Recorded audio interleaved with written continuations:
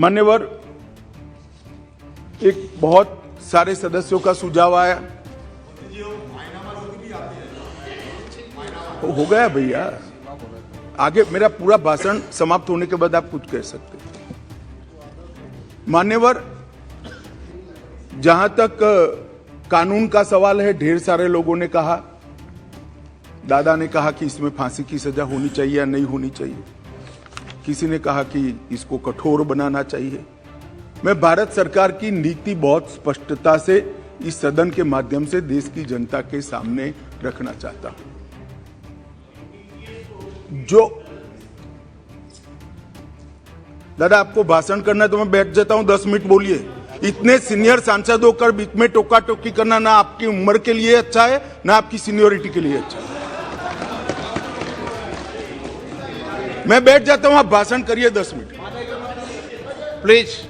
माननीय गृह मंत्री जी, माननीय गृह मंत्री जी, हर बार नहीं करनी चाहिए, विषय की गंभीरता को समझना चाहिए। तो बोले नहीं होते, क्रोधित नहीं होता हूं भैया, समझाता हूं। कई बार समझाना पड़ता है बड़ों को भी।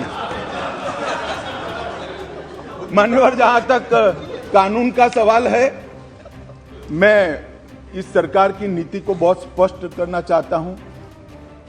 जो ड्रग का सेवन करते हैं वो विक्टिम है, उनके प्रति सहानुभूति का रवैया होना चाहिए और पुनर्वसन की तैयारी और पुनर्वसन की कानूनी प्रावधान होनी चाहिए। परंतु जो ड्रग का व्यापार करते हैं, इसकी तस्करी करते हैं, इसको नीचे तक पहुंचाते हैं, वो चाहे छोटा हो या बड़ा, इसको छोड़ना नहीं चाहिए, उसको कानून के शिकंजे के अंदर डालना चाहिए।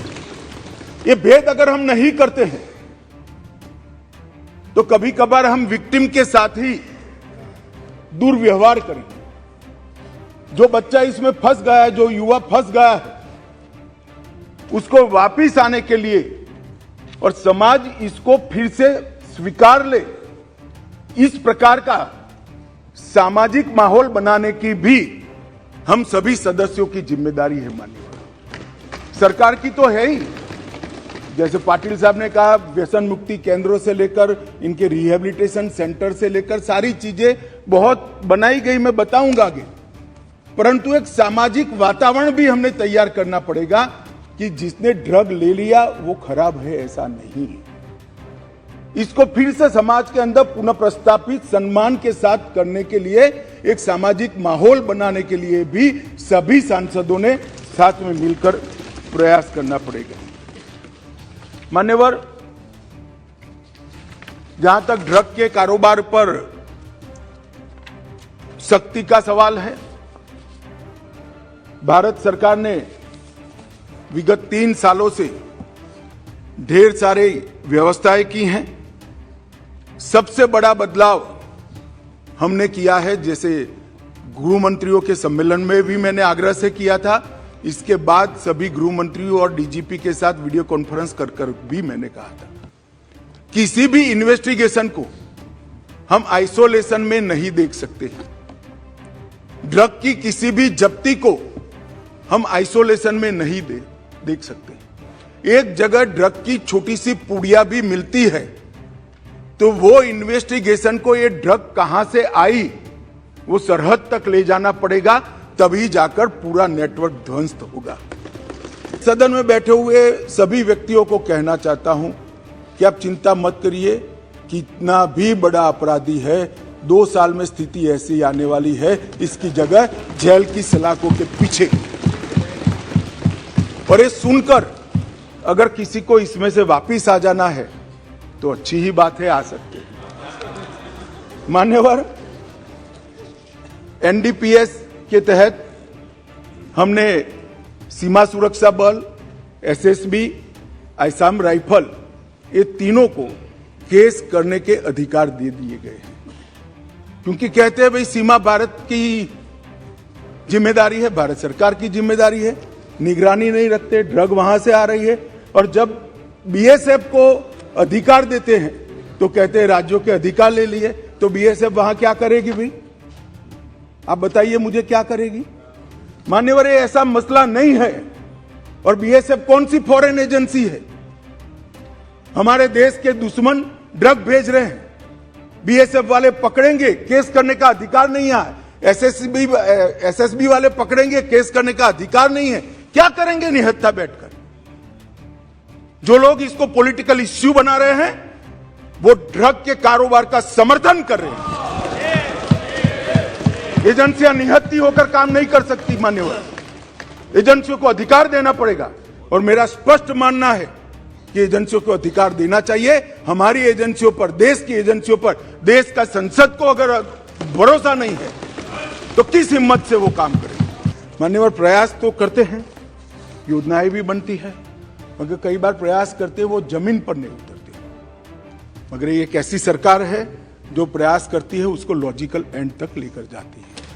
जब हम तय करते हैं कि देश के हर गांव में बिजली पहुंचेगी, तो 70 साल से जहां बिजली नहीं पहुंची, ऐसे 20,000 गांवों में 20 महीनों में हम बिजली पहुंचाते हैं।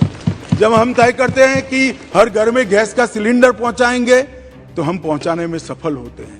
और अब तय किया है मोदी जी ने कि जल से नल पहुंचाएंगे। मुझे भरोसा है जल से नल भी पहुंचाएंगे। मान्यवर, हमने तय किया कि इस देश को नशे की लत से, इस देश की युवानी को हम बर्बाद नहीं होने देंगे। कोई कुछ भी मानता हो, इसके नतीजे मिल रहे हैं। मान्यवर, आंकड़े कभी झूठ नहीं होते हैं और आंकड़े प्रयासों को की पुष्टि करते हैं, इसलिए मैं आंकड़े जरूर देना चाहता हूं। 2006 से 13 का और 2014 से 22 का। अब कोई सवाल ना पूछे 6 से 13 का क्यों लिया है, सब समझते हैं, यहां भी समझते हैं, वहां भी समझते हैं।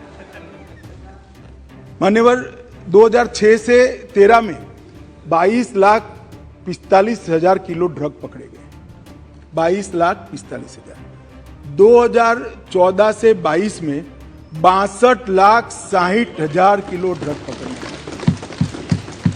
मान्यवर, यूनिट्स में देखे तो 10 करोड़ यूनिट्स पकड़े गए और अब मोदी जी के शासन में 24 करोड़ यूनिट पकड़े गए। कीमत में लगभग 23,000 करोड़ की कीमत थी 2006 से 13 में। इतनी महंगाई वहां नहीं हुई है जिससे कीमत बढ़ जाए, मात्रा बढ़ी है 23,000 करोड़। और मान्यवर, अब 97,000 करोड़ के ड्रग को पकड़कर जला दिया गया, 5 गुना ज्यादा।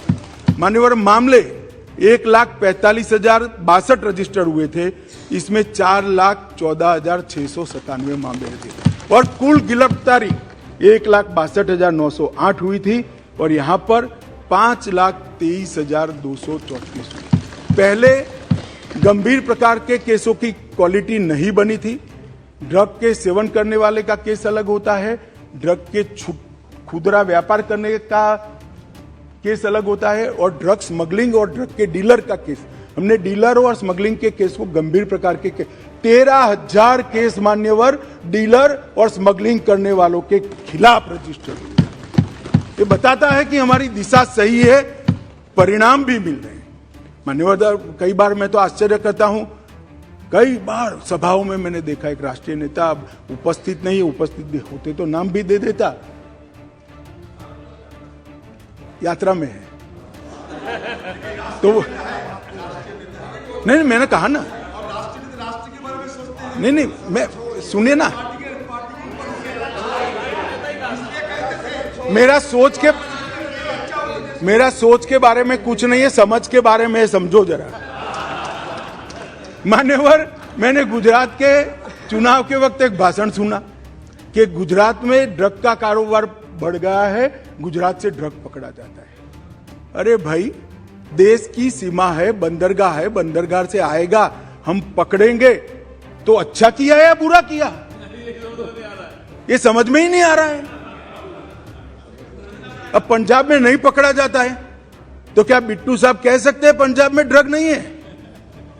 भाई, पकड़ना कोई बुरी बात नहीं है, पकड़ना अच्छी बात है और हम इस कमेंट से कोई हतोत्साह नहीं होंगे और पकड़ेंगे और खत्म करेंगे। और भी वीडियोस देखने के लिए चैनल को सब्सक्राइब करें और बेल आइकन को दबाएं।